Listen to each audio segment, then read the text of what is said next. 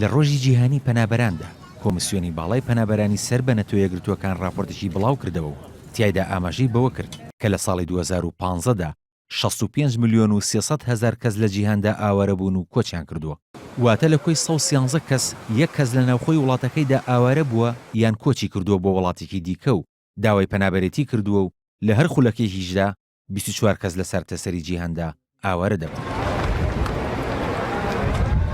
بەپێی راپۆرتەکە ئەو ژمارەیە ئاسێکی پێوانەی تۆمار کردووە و بە نزیکی دەکاتە ژمارەی دانیشتوانی وڵاتێکی وەک بەریتانیا. بەوتەی کۆمسیۆنی باڵای پەنابەرانی سەر بە نەتۆ یەکگرتووەکان لە 5 ساڵی ڕابردوودا ژماری ئەو کەسانی بەهۆی جەنگ و توندوتیژیەکانەوە لە سەرتاسەری جیهاندا ئاوارە بوون یان پەنایان بۆ وڵاتانی دیکە بردووە بۆ 2 هێندە زیادی کردووە کە نیوەیان هاوڵاتی وڵاتانی سووریا و ئەفغانستان و سۆماڵن.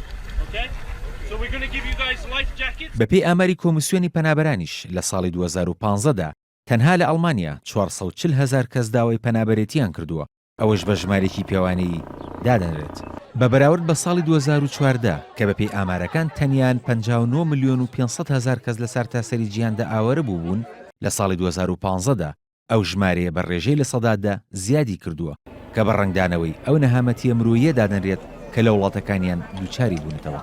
کۆمسیاری پەنابەرانی سەر بە نەتۆ یەکگرتووەکانیش هۆکاری ئاوارەبوونی ئەو ژمارە زۆری لە دانیشتوانی وڵاتانی گۆی زەوی بۆ جەنگ و سەرکوتکردن دەگەڕێنێتەوە و وتیشی نیوەی پەنابەر و ئاوارەکانی جیهان منداڵن. نەتۆ یەکگرتووەکان پێی وایە ئەو کۆچبەر و ئاوارانی دەریای ناوەڕاست بەرەو ئەوروپا تێدەپەڕێنن پەیامی ئەوەیان گەیاندوێتە وڵاتانی ئەوروپا کە ئەگەر کێشەکانیان لە ناوخۆی وڵاتەکانیاندا بۆ چارەسەر نەکرێت کێشەکان لەگەڵ خۆیان بۆ ئەوروپا دەگوازنەوە. راپۆرتەکەی کۆمسیۆنی باڵای نێتۆ یەکگرتووەکان بۆ کاروباری پەنابەران ئاماژەی بەوەش کردووە ژماری ئەو کەسانی کە لە ساڵی ڕابردوودا لە ناوخۆی وڵاتەکانیاندا ئاوارە بوون 21 ملیۆن و 300 هەزار کەس بووە کە نیوەی ئەو ژمارەیە منداڵ بوون و لە وڵاتانی سووریا و ئەفغانستان و بۆرۆندی و باشووری سوودانەوە ئاوارە بوون.